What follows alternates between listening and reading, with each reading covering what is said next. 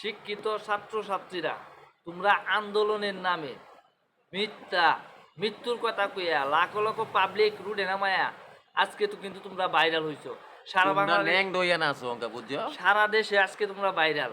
আজকে তোমরা দেখো এই যে তোমরা যেভাবে খোলামোলা ভাবে ভিডিও তোমরা করো ভাইরাল হওয়ার পরে, এটা কি কিন্তু ছাত্রীদের চরিত্র? আমার মনে হয় না।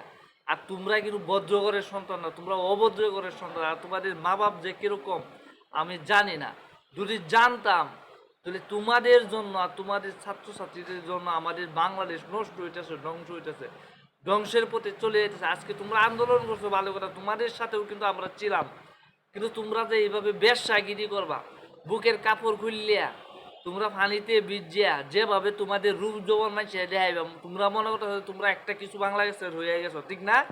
তোমরা একটা কিছু হয়ে গেছো, তোমাদের কিন্তু ঠিক হয়ে যাও, তোমাদের বলতেছি।